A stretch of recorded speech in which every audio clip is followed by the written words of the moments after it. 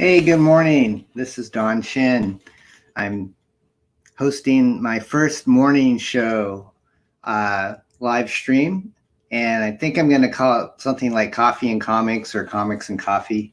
But I just wanted to introduce myself. I've been a veteran of the comic book business since the early 80s, and I've had a love for comics for quite a long time.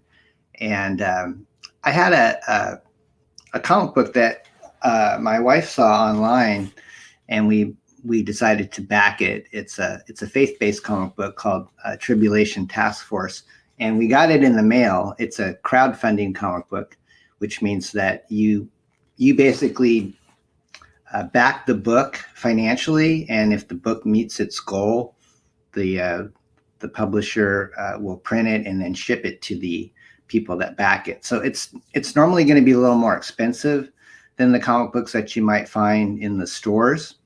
Most comic books these days, you go into a store, you probably expect to pay $3 or $4 for it. But crowdfunding comics generally are like a little more expensive. They can be $10, 15, 25, depending on how big you want to go. So my plan is to open this comic book a little bit later and to kind of show you what we bought. My wife actually backed it, and I thought it sounded like a cool thing to open live so people can see what I can't remember. I think we paid like $10 to $20 for this book. And it's like a superhero book with a faith-based theme on it. But what made me curious to get it is that I actually have kind of a background in doing faith-based comic books. Most people know me from doing satire. The book that kind of launched my career was called The Adolescent Radioactive Black Belt Hamsters, which is that big banner that you see behind me. That actually is a sleeping bag design that was done in 1990. So when the Ninja Turtles hit in the 80s, it just went ballistic. They had sleepwear, toys, TV show. And so in 1986, I decided to spoof the Ninja Turtles with the comic book called The Adolescent Radioactive Black Belt Hamsters. And it took off. It did really well itself. I think we sold probably over 500,000 copies of the hamsters worldwide since the 80s. It was on a Jeopardy show. Maybe someday I'll play that clip. It's pretty funny because no one got the answer right. But anyways, hamsters has been good to me. It's got a new home at Dynamite Comics, and I'm hoping that someday we'll be able to do some new adventures with the hamsters. But for now, if you can see the little banner down on the bottom, I'm working on a comic book called X-Farce Reloaded, and it is going to be launching for crowdfunding this Sunday, the 3rd of January. And this is the first project that my wife and I have worked on since like 2007. 2007, the last thing we did was a spoof of the NBC show Heroes. And we just published it. I didn't really write it. We more like the financial backer on that. It was written and drawn by my good friend, Bill Mouse. And so X-Farce is going to be basically bringing back a comic book that I did in 92. This is the original X-Farce #1 that Eclipse Comics produced. And it was the very first comic book that Bill Mouse and I ever worked on together. It was his first published work as a professional, but I had been doing comics since like the first thing that I ever got published professionally was in Cracked magazine, which was kind of like a Mad magazine type of publication you would find on the newsstands. It was a satire. So anyways, X-Farce came out. It was a spoof of X-Force by Rob Liefeld from Marvel Comic Books. And this book did great. It was we didn't really advertise it too much. We just kind of said we're going to make fun of Rob Liefeld, and it sold well. I think we sold like 60,000 copies of X-Farce. I'll take it out of this protective bag here so you can kind of see. It was black and white. So most people are used to seeing comic books full color from cover to cover, but my bread and butter has been black and white comic books. I've done a lot of spoofs in black and white. The hamsters were pretty much always in black and white. So this is Bill Mouse's early work. He's come a long ways. He's a great cartoonist. He does superheroes. He does humor. You can commission him to do your favorite superhero if you want. You know, he'll even draw you in it if you want. But Bill's got a website. Let me see if I can put that on the. I'll try to find that here. Yeah, I think. Oh, that's the wrong banner. Hang on. Here we go. So if you want to go to Bill Mouse's page, you can go to this billmouseart.studio and kind of see what he's up to. He's working on a book called Near X, which is his own creation, and she's kind of a superhero sci-fi, bombshell throwback to like the 90s, where you had a lot of female, strong, empowered superheroes, kind of like Wonder Woman, but she's, she has a gun like a laser, and she's got super strength. And so Near has been around for a long time, and that's what Bill's working on right now. But we're working on a couple of parodies, and one of them is the X-Farce book. And in X-Farce Reloaded, which is coming out this next year, Bill draws a new cover for X-Farce.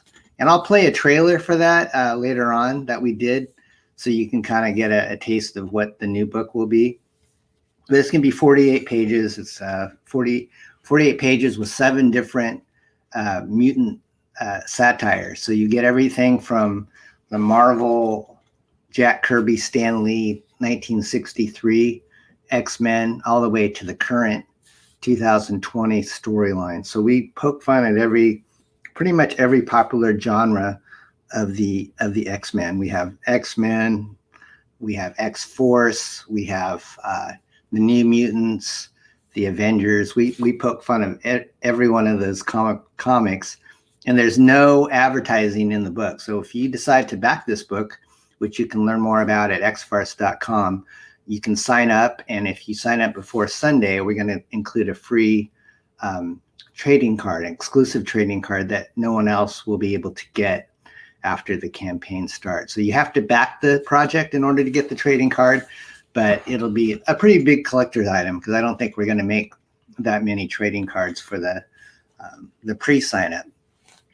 Anyways, I'll talk more about X-Farce in the future, but that's kind of the thing that I'm learning live streaming for, because when we officially launch the comic book in this Sunday, I'll be live streaming quite a bit. It's almost like doing a telethon for your comic book. You implore people to back you, and our tiers will start like at $25, and we have a very low goal to meet, just a couple $1,000, which I'm pretty sure we'll be able to meet, so we can fulfill the book. Our goal is to ship the book in March of 2021. And the good thing is that this book is already about 80-90% done. Most of the artwork was artwork that we published in black and white that no one's ever seen before in color. And so it's just the process of getting somebody to digitally color that, which we have a very talented gentleman by the name of Delphin Barrel doing. He lives in New York. And Delphin actually did work for me back in the 90s. We had the license to publish Stargate based on the sci-fi movie. And I wrote the first issue of that, and then we licensed and did a few miniseries. And Delphin actually he drew the movie adaptation comic book that we did. It was like a 4-issue miniseries where we adapted the movie that had Kurt Russell and James Spader in it.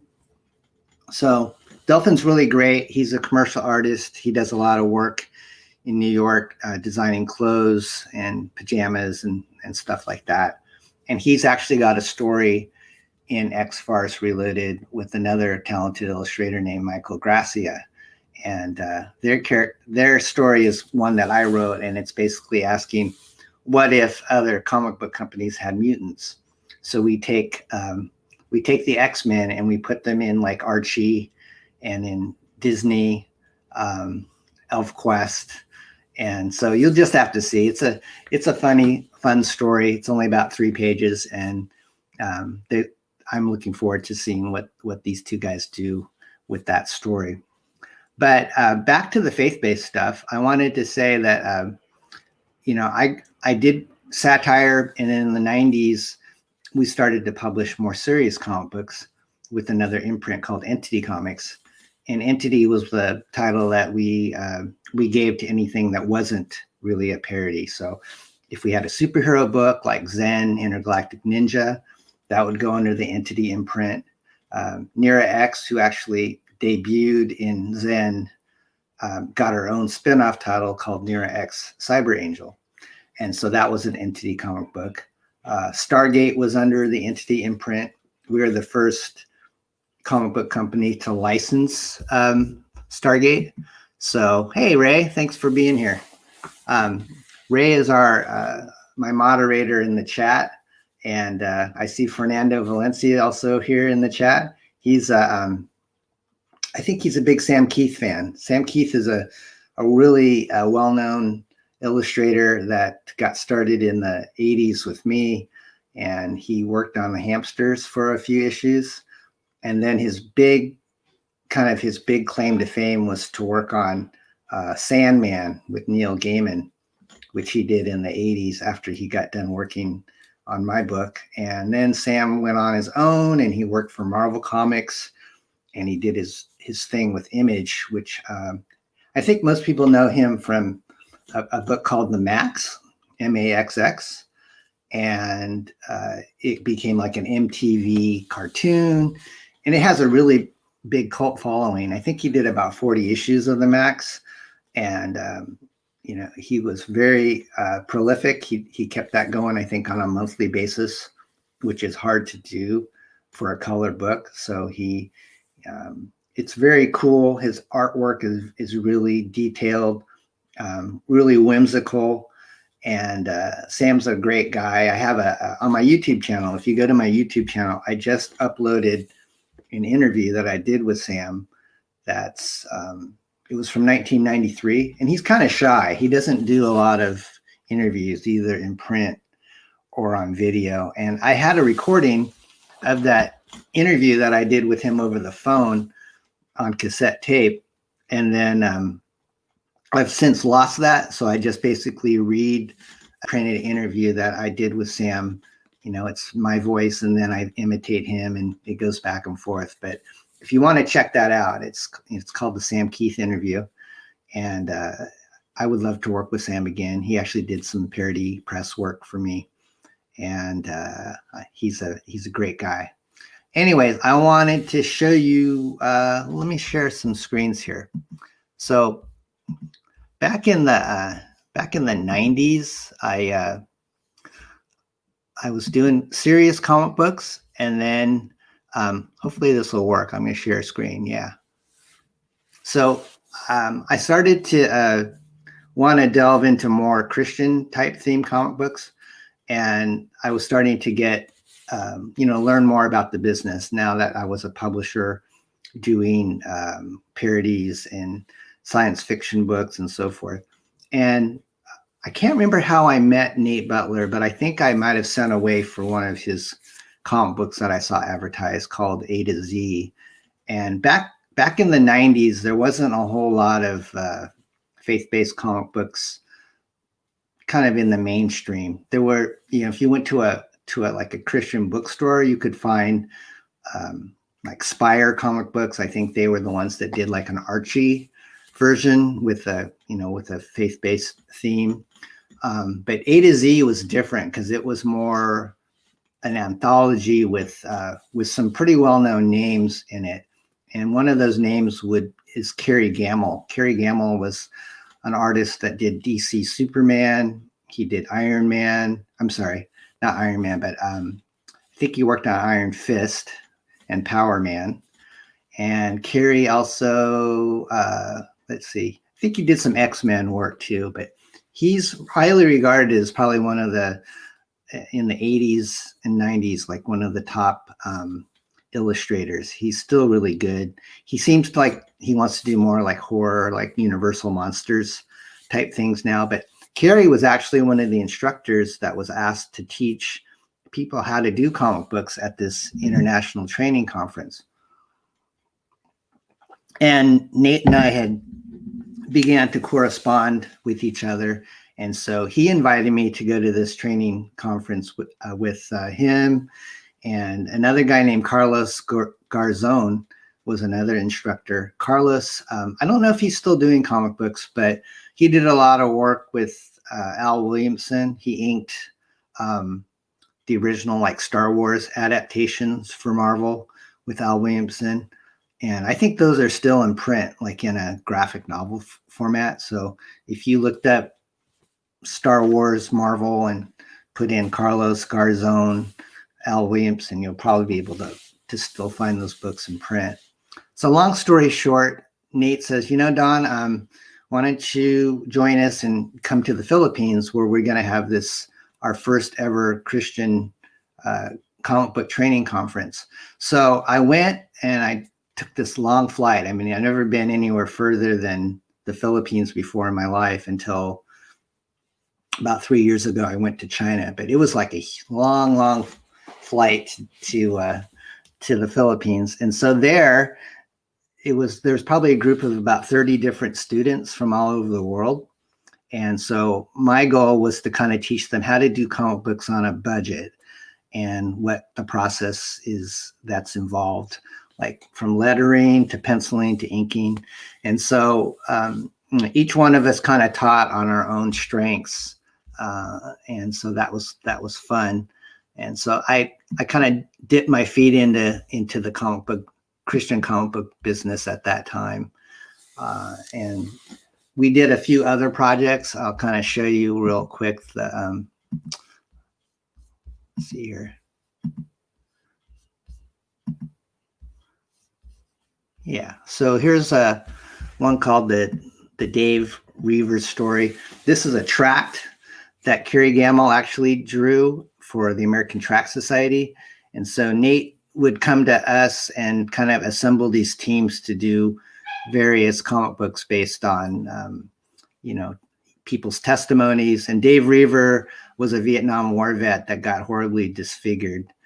And I think something blew up when he was on a boat, and it singed his face. And so, from his outward appearance, you would be kind of taken aback by Dave. But when you get to meet him, you can see he's got a great heart. He became an evangelist. And so this tract is like a little pamphlet that you could hand to somebody to just kind of tell them about Dave's story and how he became a Christian. And they even translated it into Vietnamese. I think this is Vietnamese. And so that's kind of the cool thing with Nate is he's retired now, but he had a real vision to make comic books a way to get the gospel out, that people could, they seem to be more attracted to like an illustrated version of the gospel rather than just reading text. So that was kind of Nate's vision. Aida-Zee, that's the book that I was telling you about that I saw advertised. And so when I got it, it's black and white inside, but the artwork, it's totally professional. There's guys like Steve Lytle. He worked for DC Comic Books. He's in there. Jay Disbrow, old like 1950s, a legendary cartoonist. Dick Ayers was in this book, and Dick was, everybody knows Dick from like Sergeant Fury with Stan Lee. He did a lot of Avengers comic books. And the cool thing was that Dick Ayers and I connected later on. He's since passed away, but like in the, I think in the early 2000s, I emailed him and I said, would I be able to possibly commission your artwork to people on eBay for you to draw sketches? And so I kind of worked as a middleman for him to sell commission pieces to his fans. And, his stuff would be like $50 to $100 just to draw like a little 8.5 by 11 Sergeant Fury or your Avenger of your choice. And then I noticed he was doing these cover recreations for people. And if you wanted him to recreate like an Avengers cover, he could do that. And it would be almost like the spitting image of what you would see in the 60s. But those were like a couple $1,000s. So if you had some big bucks and you wanted Dick Ayers to draw you a recreation, you'd have to pay pretty good money for that. So moving on, Nate and I actually started to collaborate on projects. So under Entity Comics, we did Behold 3D, which was a 3D comic book with a Christian theme, and it came with glasses. So you would wear these 3D glasses and be able to see the images pop out to you. And, you know, you can see there's some good talent in this as well. Nestor Redondo, he was a guy that Nate worked with quite a bit. And Nestor, a big veteran for DC comic books. And if you are a fan of Swamp Thing, and you read the original Swamp Thing run that Len Wein wrote, I think he came on after Bernie Wrightson. Bernie Wrightson is kind of known as the, I'd say the classic Swamp Thing artist. And then Nestor Redondo did a good run of it. But Nestor had this really cool organic feel to his work. So Nestor actually, I think he might even, I don't think he did the cover, but he did some inside work on Behold 3D. So that image is to come just a little bit later. I'll go back to Behold. Let me show you one of the other books that we did, which is kind of just right up my alley. It was a parody book, and you'll see it just a second here. I actually have this for sale on my eBay store. If you look up Hobby Treasures on eBay, you can find my eBay store. But this is Par-o-dee #1, and this is a book that Nate and I co-published. It's almost like Mad Magazine meets, it's like a Christian version of Mad Magazine. So instead of the Uncanny X-Men, we have the Uncanny Crossmen. And this is Wolverine in the center with a WOOL, Wolverine. And so it's a fun book. It's black and white, and there's quite a few of Nate's frequent collaborators in this book, including Carrie Gamel is in it, and Frank Fosco. Frank is also a very, very talented cartoonist, and Frank is known for doing work for Image comic books. He's done Vanguard, Savage Dragon. He's worked for DC comic books, and I think most people know Frank from doing Teenage Mutant Ninja Turtles, the black and white. He's done quite a few issues of Turtles. And then Dick Ayers is in it.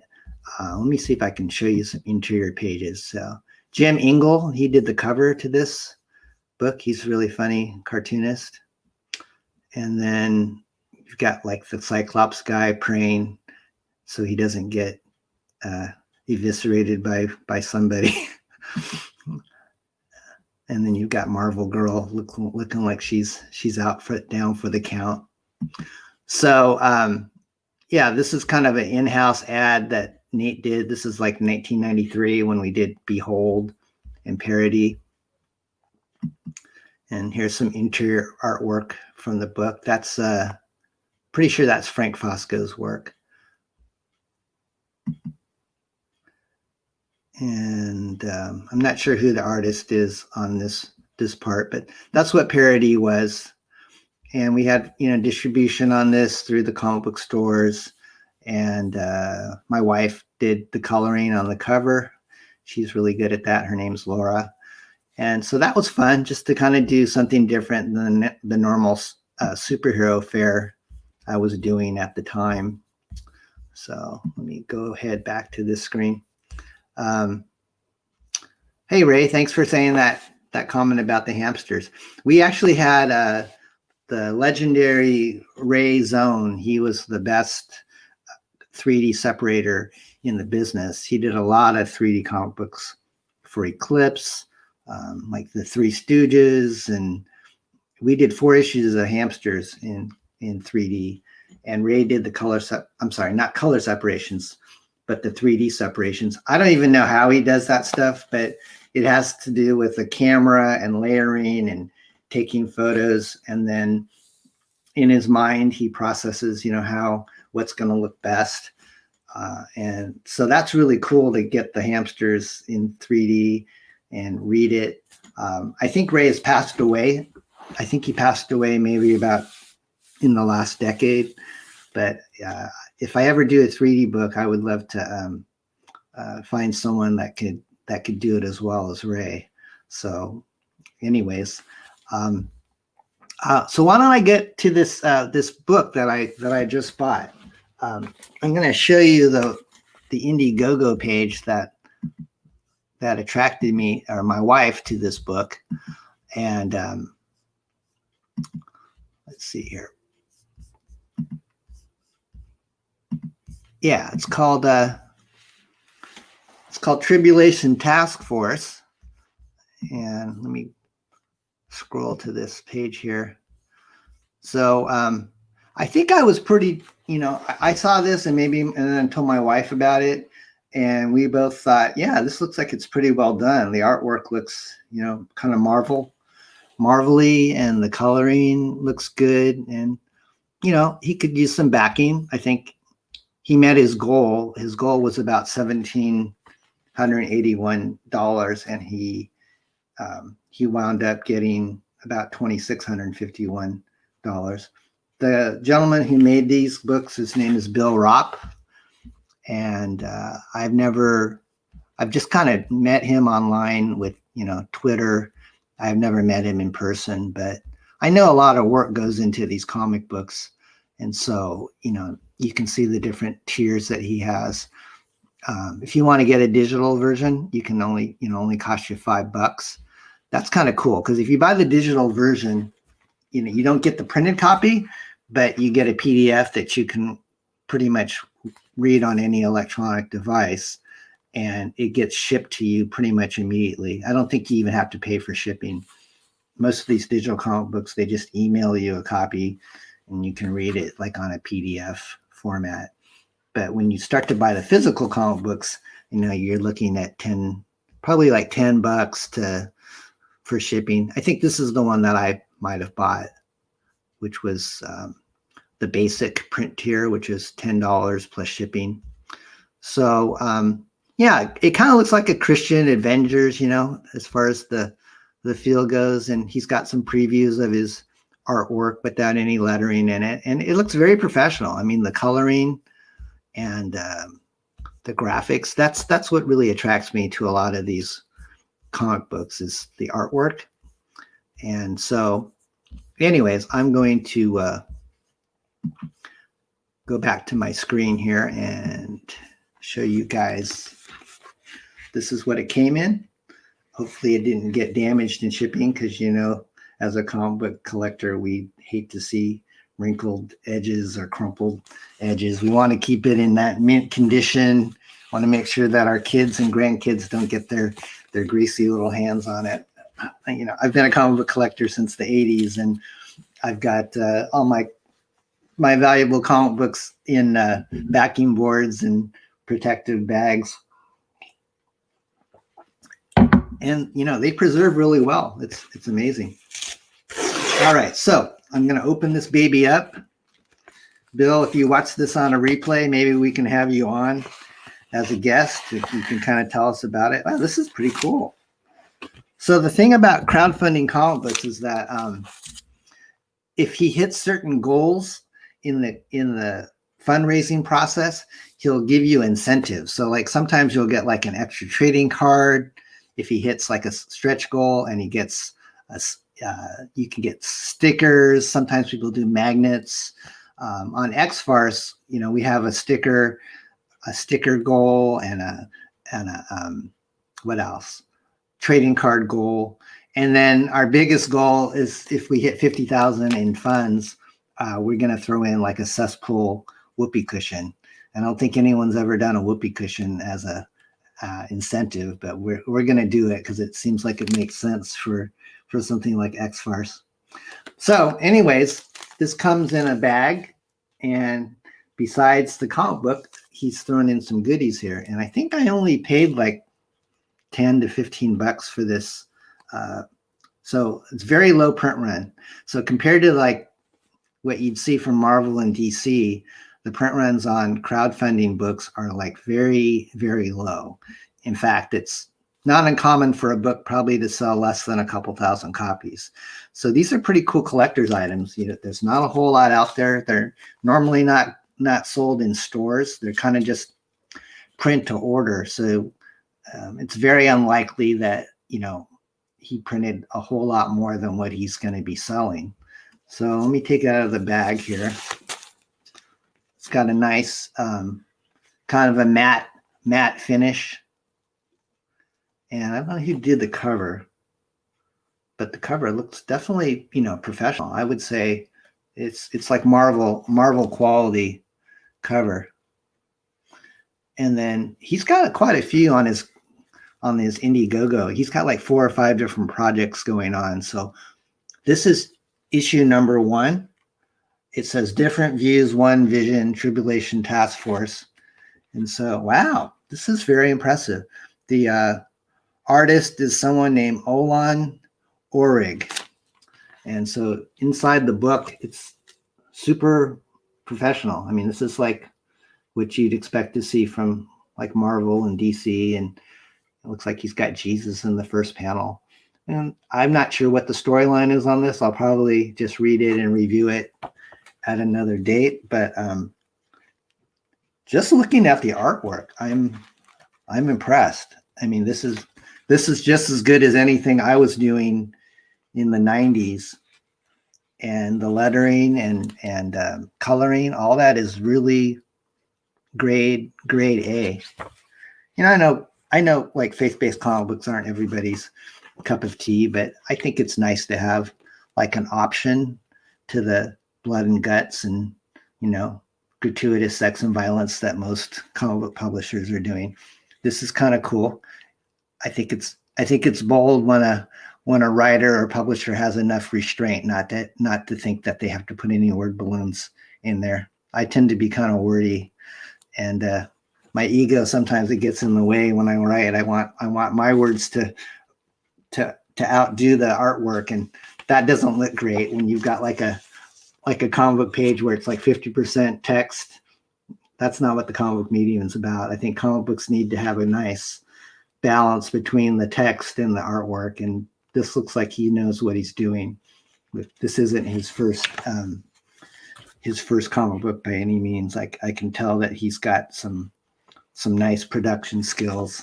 Wow, this is really, really well done. I mean, based on the campaign, I'd say he will definitely get more backers. So I would say if you want to check it out, you know, give Bill a try. And so here's some of the goodies that you get if you backed it. Wow, this inspires me because I've not done a crowdfunding thing until now. So you get a little sticker of the main guy. It's all die cut and everything. I don't know where I'll put this. Maybe on my computer. And then he's got kind of almost like a glossy, oversized trading card. And on the back, it tells you how, you know, about salvation. So almost like a collectible tract. You know, it's glossy, UV coated postcard with a message. And then this is interesting. Oh, wow. This is cool. He actually has a pocket New Testament that's about, I think it's just the book of John. And it feels like it's, you know, 30 or 40 pages. But he puts a custom sticker on the front of his, you know, his armor of God wearing superhero. So I thought it was going to be like a little ash can of Tribulation Task Force, but what it is actually the the gospel, but with a custom sticker on it, which is a good idea. And then this is awesome. Wow. So you get this little thing inside with the comic book, and then when you unfold it, it's this kind of a rectangular poster of the main guy, just, you know, shining in God's glory. But this artwork is awesome. I mean, really, I would, if I had artists like this working for me, I would be totally ecstatic. I know a lot of the people that I work with are capable of this, but it takes a lot of time to draw this well, and then not to botch up the inking or the coloring. So if you look at this, you can just say, wow, this is pretty nice. So Bill, I would say excellent job on your production. I'll definitely give it a read. And I think he's got, like I said, 4 or 5 other projects that he's doing right now. And I don't know if it's his full-time job. It's hard to make money in comic books unless you're, you know, selling $40,000 or $50,000 worth of comics. Hi, Michael. It's good to see you guys in the chat. And Peephole, Dennis, if you guys are still in the chat, I appreciate your support and watching my stream. I'm kind of working out the kinks on this online thing. This is actually my second time using this StreamYard software, and it's very powerful. It has a lot of cool features. You can play videos and share screens, and it's a little overwhelming, but it's cool. And that's what everybody seems to be doing these days, is having these streams and interacting with their fans one-on-one. That's one of the cool things I like about this day and age, because back in the old days, the internet was slow and you couldn't really do video conferencing. You could email each other, but you couldn't really have these, you know, high definition videos where you could actually be live and talk to a creator. But now it seems like everybody's doing these streams. That's crowdfunding. And so I was reluctant, to be honest with you. I don't mind being on camera, but just the learning curve of learning new software, to me, I was feeling like, oh man, how hard is this going to be? And actually, it's not too bad. It's pretty intuitive. I've been a guest on other people's streams, and it was fun. You know, you basically just they send you a link to go into their studio, and you click on the link, and then you're basically put into this back room until the host is ready to introduce you and put you on. So if you look at my YouTube channel, I just did one on Sunday. It was my first StreamYard, and Ray was gracious enough to be my moderator on that. So the moderator has the ability to post promos, and he has the ability to kick out people that are being obnoxious. And so, Ray, I appreciate your support again. And I didn't even let him know I was coming on today. He must have saw that I was streaming. This is kind of an impromptu trial run, like doing a morning show. I kind of find myself, that's what I would rather do rather than stay up until 12 midnight. Because that's what a lot of the popular guys like Ethan Van Sciver does. I mean, these guys are on the East Coast, and they're like streaming until 1 or 2 in the morning my time, and I'm going, I don't keep those hours, man. I gotta get like a good 6 or 7 hours worth of sleep, otherwise my whole day is shot. I just feel like I'm totally sluggish the next day. So I kind of like this morning thing, because I don't think a lot of people are doing morning streams, maybe because they're you know, night owls or something like that. But morning's kind of my groove. I got some good coffee here. I already ate a little bit of breakfast. Tuesdays, I'm usually up pretty early anyways. I actually have an online Bible study. Hey, Ayrton, good to see you, bud. Ayrton was actually on my stream as well last on Sunday, and Mike Barron, who's a well-known comic book creator, he was on there. And we had Keith Gleason, who's a creator for the Mighty Mascots, which is a real fun comic book. So if you want to catch that replay stream, you can. It's about an hour and a half, and we just kind of shoot the breeze about comic books. And we also we talked about Wonder Woman 1984. I don't know if you guys have seen it, but it's I thought it could have been better. I think it was just way too long. That was my main gripe. It wasn't like the acting was horrible or anything. Special effects were good, but it was 2.5 hours, and I think it should have been more like 1 hour and 45 minutes would have been better. Hi, Paul. Thanks for coming, buddy. And anyways, what else can I talk about? You guys have anything you guys want to talk about? Dennis? He says, I'm doing well. Oh, thank you, man. Yeah, it is a lot easier when you have a guest to interact with. It's almost like, now I know why Johnny Carson had Ed McMahon, because when you feel like you can't think of anything to say, you got your partner, your wingman there to kind of back you up and kind of keep the interest going. So I think in the future, I'll definitely have guests come on if they want to come on this stream. So I think at this point in time, I'm going to do like a morning show, and I don't think it's going to be every day, but if I do, it'll be like coffee and comics.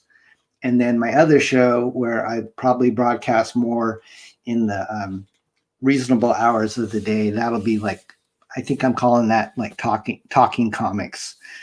And I don't have a regular schedule yet, but I don't see myself being one of those midnight streamers unless I'm asked to be a guest on a show. I normally try to hit the bed around 11:30 Pacific time.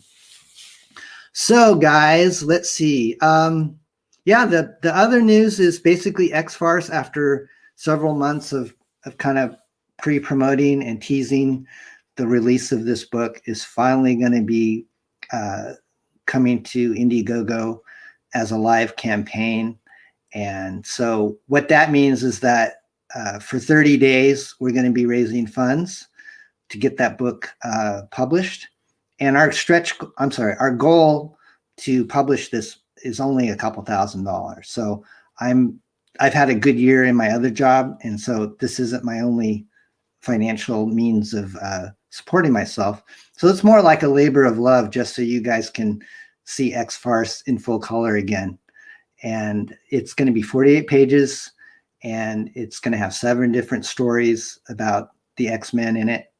And we've got a dozen different creators. In fact, Michael Gracia, who was in this in our chat, he's one of our artists, and he's got this great, what would you say, kind of style, cartoony animated style. In fact, our story is what if other companies had mutants? And so we basically take Elmer Fudd and we make him the Watcher. If you guys are familiar with Marvel comic books, the Watcher is like this, almost like I wouldn't say he's like a god, but he's huge. I don't know how big he is in relation to Galactus, but he's basically out there in space, and he's observing worlds and making these observations about worlds. And he almost kind of looks like those guys with the freaky veiny heads in Star Trek.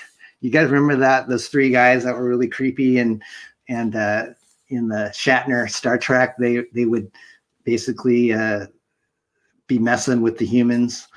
That's kind of what the Watcher looks like. Is he's larger than life, but we make Elmer Fudd the Watcher, and he's dressed like the Poacher character. So we call him the Poacher, and he talks with a lisp. And so he narrates this story like, what if Stan Lee and Jack Kirby worked for other companies instead of Marvel? So we put him in Archie, Disney comic books, Peanuts. And so you'll just have to see that. Michael and Delphin are still working on that story. And on our campaign page, we actually have kind of a preview of what that looks like. So let me see if I can get to our campaign page, and I'll kind of show you what we got going. So this is before we launched this campaign. I had to kind of build a site, which is what you guys are going to see live on Sunday. But I'm going to give you a little preview. I had to get it. Sorry, my dogs are barking in the back.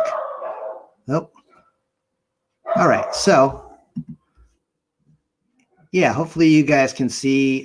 This is the X-Farce Reloaded pre-campaign page, and I'm going to scroll down and show you. So this is Bill Mouse's new cover that he redrew for 2020. It's a homage to the 1992 Eclipse comic book. And then over here on the right, you can kind of see the different tiers that we have. If you want all three different variant covers, it's $75, and those are signed at no extra charge. So there's two covers so far that we have. One is by Bill, and the other one is by Mark Lewis, which he draws kind of like a 1960s style with Magneto.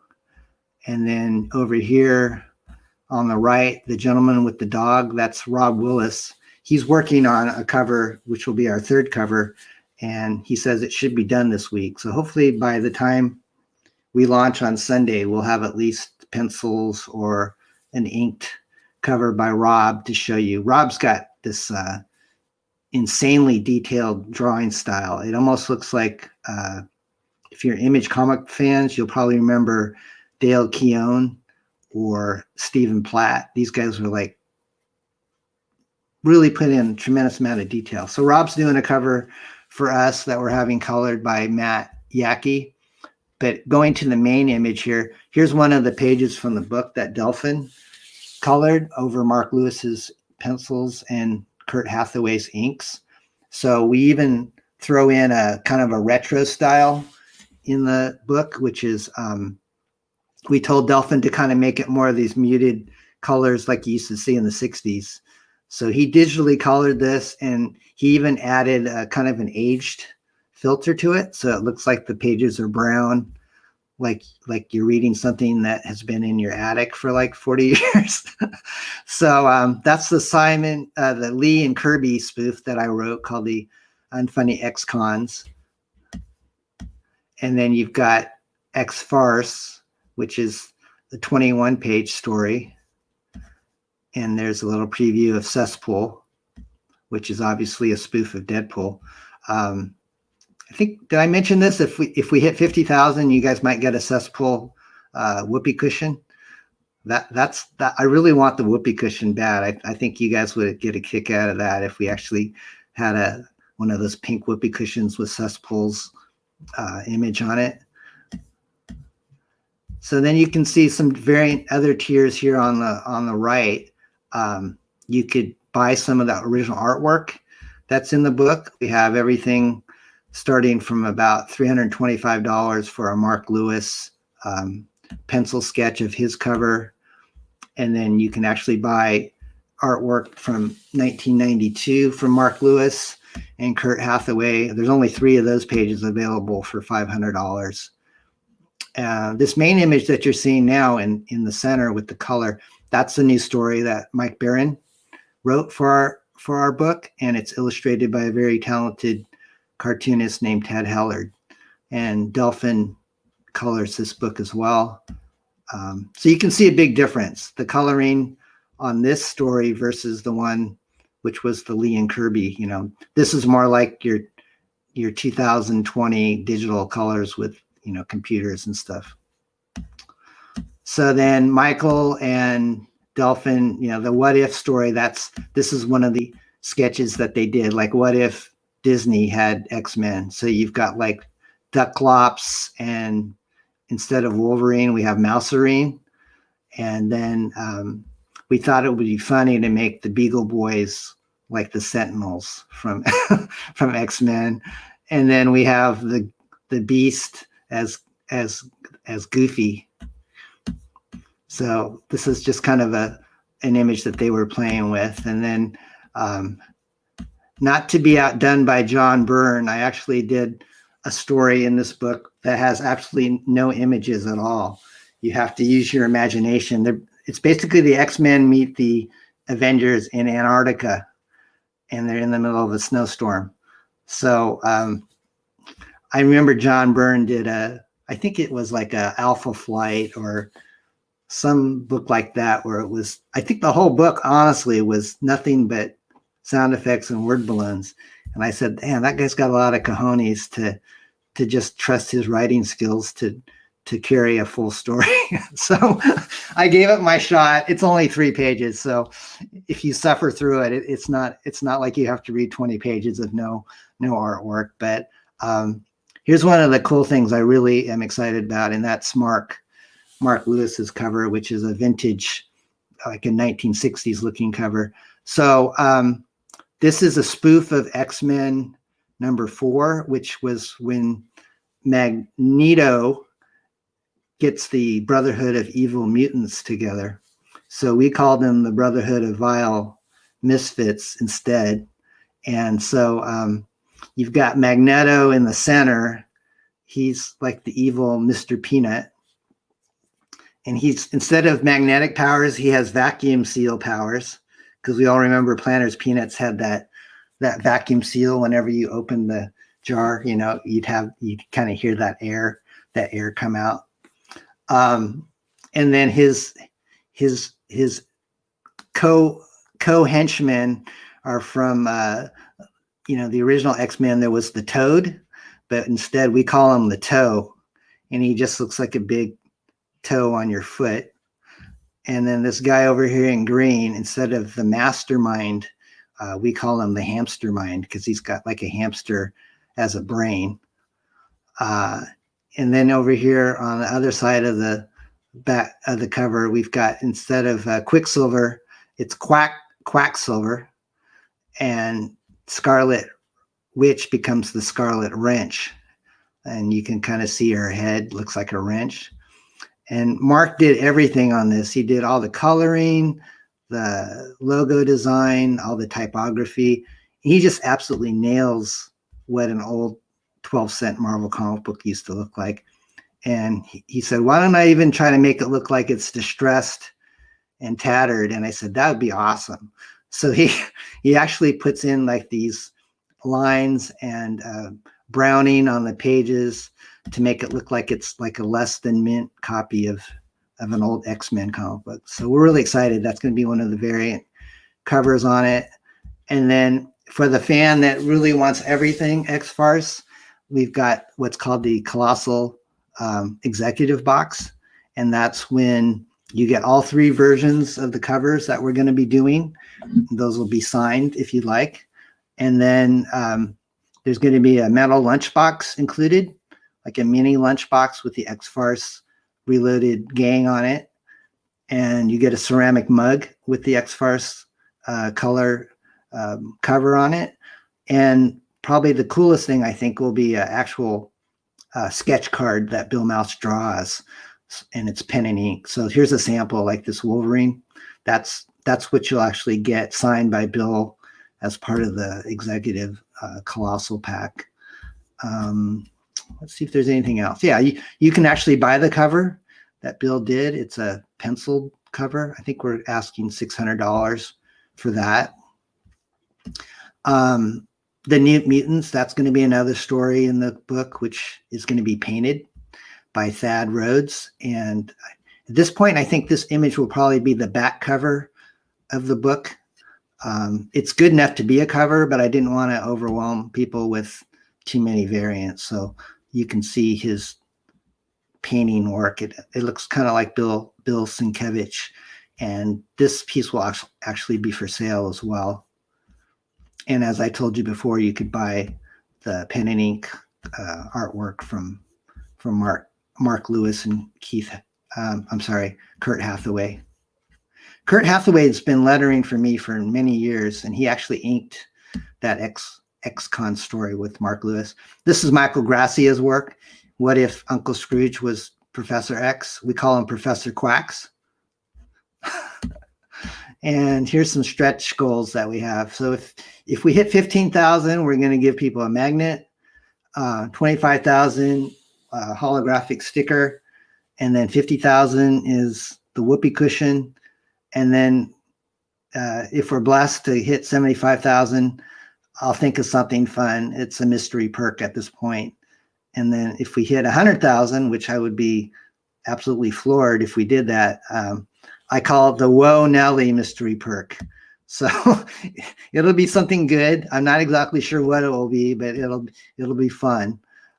So anyways, yeah, we're just kind of asking people to give us their support. And then on the very end of our campaign, I decided to put Ferris Bueller in there, and it says, "Huh, you're still here? The pitch is over. You should seriously consider backing it." I love that movie. Anyways, let me get back to the stream here, see what you guys are saying, if you have any comments. Yeah, actually, Ayrton, I did do a snowstorm sequence where there's no artwork. So that was very observant of you. I didn't even remember that I've already done this joke. Anyways, what does RJ say? The Giants. The Giants. Why would you be saying the Giants, RJ?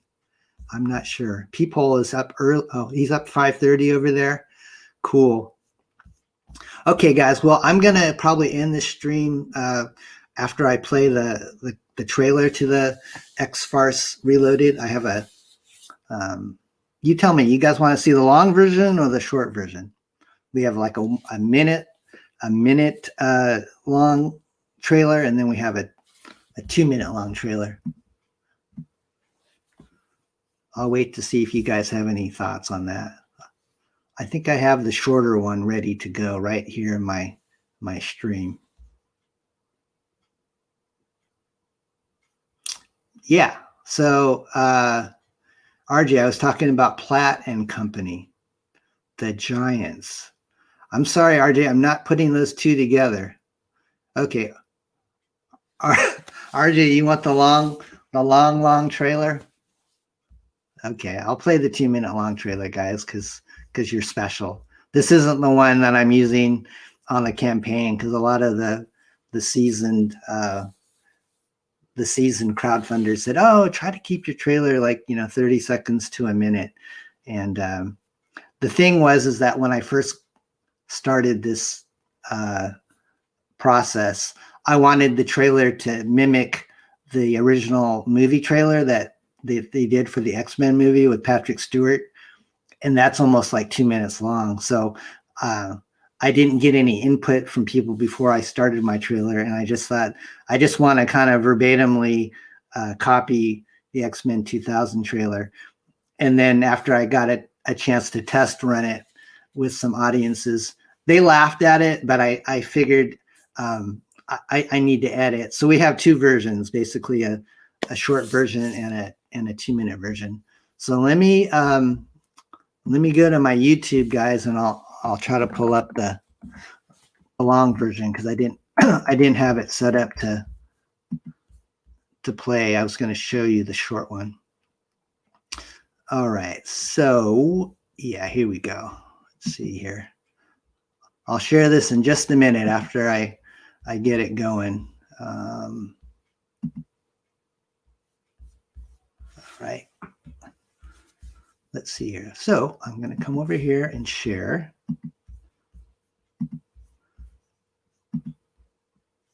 All right. Let's see if this works, guys. If it doesn't, I know you'll be patient and let me work with this. Okay, so here we go. Make sure we got sound going.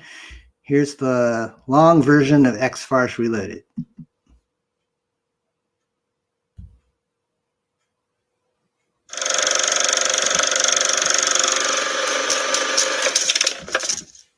My name is Professor Baldy, and I run a school for juvenile delinquents. But not just any delinquents. Mine are specially gifted. You might even call them mutants. Trust a few reformed ex-cons. Tangerine. Am I the apple of your eye, Bubba? Jeannie Gray. Beastie Boy. Oh, everybody dance now. Snow Cone. Is it hot in here, or is it just me? And their friends from X-Farce. Cable TV. Eat remote control, frog face. Garfarel. Meow. Dominoes. This book has just the right amount of cheese. And introducing the Newt Mutants. Beware the rest. Magneto. Mistress Piggy. And not at all breaking the fourth wall. Cesspool. Now, Parity Press Comics is back with X-Farce Reloaded #1. Don't miss this extraordinary comics extravaganza with 7-fold color stories of marvelous mutant mayhem. Back this book today for awesome variant covers and original artwork tiers.